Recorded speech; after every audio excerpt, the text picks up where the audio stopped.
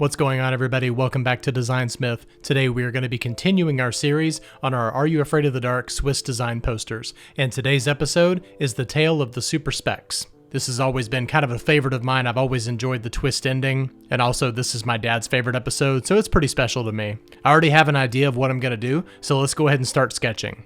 Alright, sorry for this setup here. I know it's not as polished as it normally is. I'm actually going through a season of change right now with how my desk and my computer are set up. So hopefully by next time I'll be able to get to a better setup, but you can still at least see. Let me just see if I can reposition this a little bit to make it to where you can see it a little bit better here. Okay, I think that looks a little bit better. The camera stand is kind of hanging off the edge of the desk, but I can deal. I think it's actually harder to do this while a microphone is in my face, so I definitely need to figure out a better setup here for you. Everything is a work in progress. Okay, so my intention is to never give away any kind of spoilers here, but we're talking about a kids show that started airing in 1991, so I'd say that the statute of limitations have passed there. So without giving away what actually happens in the plot itself, the end of the episode ends with these two giant eyes and this stream of light coming down in between the two eyes. So that's definitely what I want the focus of this poster to be. So what we're gonna do here is we're gonna draw some lines just kind of coming down, and we'll use like different opacity for these right here and just kind of let them overlap with each other and everything. This is terrible in terms of placement. It's definitely not gonna fan out quite this big. And I want the eyes to be kind of like right here. I've always been terrible at drawing eyes, and they always end up looking like lemons.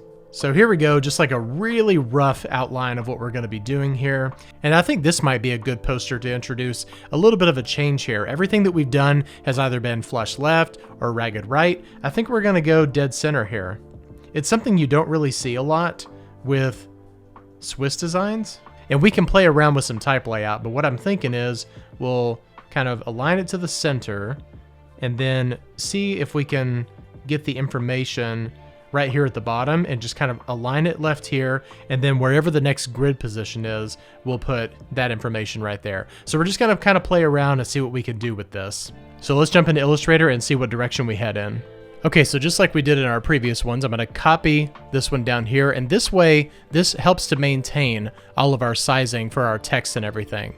So we can go ahead and delete all of the artwork that's on here, and we'll update this information a little bit later. First thing I'm gonna do is move this down right here, and let's also make sure that we copy over some guides. So we're gonna unlock, those are already unlocked, good. And now let's just Option, Shift, and drag these down. I'm gonna group these together so that we can get our positioning exactly as it is on the top row here. And we'll do that by just vertically aligning to the artboard. Since it's all grouped together, it'll automatically adjust. All right, so let's go over here to View and Lock Guides. And because of the artwork that we're working with here, the first thing I want to do is make the background black. And we'll send that to the back here. Just to make it easier to work with, let's go ahead and make all of the type white. It'll most likely stay that way, but we're just going to play around and see what happens here. All right, so I'm going to start off with the artwork here. I'm going to go right here to the center. We will end up moving this, so it doesn't really matter if we start at the center, but I'm going to go over here down to the intersection here and go right here. And then we're going to come up here to about the halfway point. This would actually be a really good spot to do like a sub-quadrant, just like I talked about in yesterday's video.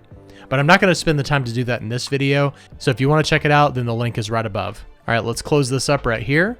And now we're going to Option and Shift drag over.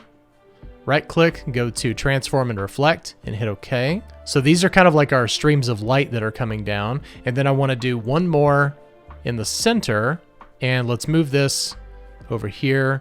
And we're going to do the one that's going to be in the center itself here, and do something kind of like this. I want to make this stream from the top just a little bit smaller than the other two. And now we'll reflect that, and let's click on this main object right here and make sure that there's no spacing in between it. Now we'll grab both of these and go to Pathfinder and Unite. So now we can go here and make sure that that is perfectly centered onto our page. It is. And now I'm going to overlap this one right here. I'm not worried too much about where this guide placement is. I'm more concerned about where it's overlapping. I want to make sure there's not going to be any black space right here that's going to show. And then we'll do the same thing over here on this side. And what we're going to do here is bring this middle one to the front, and we're going to do a gradient on all of these right here. And that's going to help to kind of dissipate the light as it's going down. So let's go over here to our gradient panel and click on the first one right here. And we're gonna make both of these white. And we're gonna change the angle to 90 degrees. And this first one right here, we're gonna click on that little circle and go over here to opacity and type in 0%. So as you can see, the light is dissipating as it goes down. And now all we have to do is click on this right one and color drop the same thing here. Now it's not gonna copy over the angle, so all we have to do is click on this and enter 90 degrees here. And now let's do the same thing to the center light and change the angle one last time. And now I want to make sure the alignment up here is correct, because as you can see, we've got a little bit more space on this side than we do on this side. So let's grab all three of these right here and go over to our align panel, and we're going to align to selection, and we're going to horizontal distribute space. And now that is perfectly aligned centered. And now we'll grab all of these, group them together, go to align to artboard, and then click on center. So now it's perfectly centered, and I really do like those lights. Okay, now we're gonna create the eyes. So we're gonna go use our ellipse tool here. Let's change this to a solid white. And now we need to make this a nice round number. 3 inches will be just fine. It just makes it easier to work with that way. So now let's select this again, and let's uncheck the constrained proportions here. And we're gonna do about half of the height right here. And now with our direct selection tool, so hit A on your keyboard, we're gonna select these 2 anchor points right here and go up to convert selected anchor points to corner. So now that is going to create an eye shape. All right, so now I'm going to grab this and we're going to swap the fill and the stroke. And I'm going to bring the stroke up to about maybe 6 points. That looks good. Let's go over here to our ellipse tool again. And now we'll make the white part of the eye.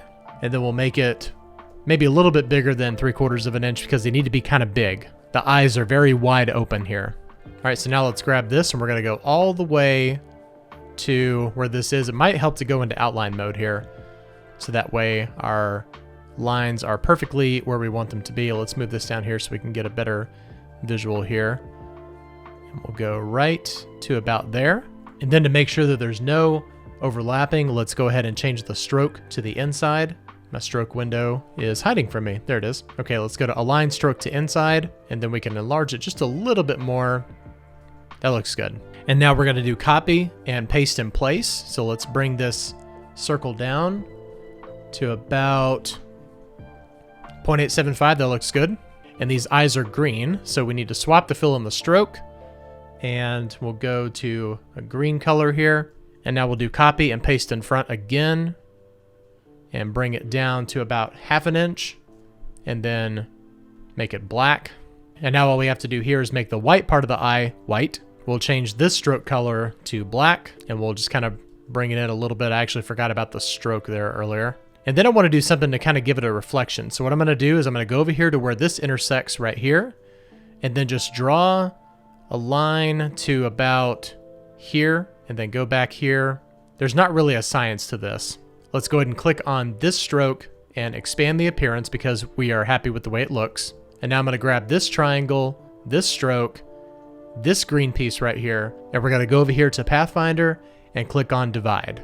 So our pupil disappeared, but that's not a big deal. All we have to do is go back here and bring it to the front. And now we're just going to select everything that's here with our direct selection tool and color drop it white. And now our last step is to select this triangle and the eye, and we'll click on divide again.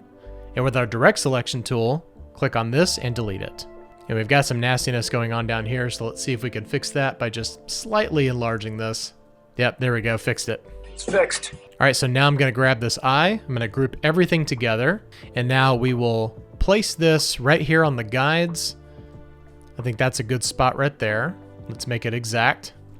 Sometimes you have to really zoom in to get the exact placement there. Okay, so it intersects there, that's perfect.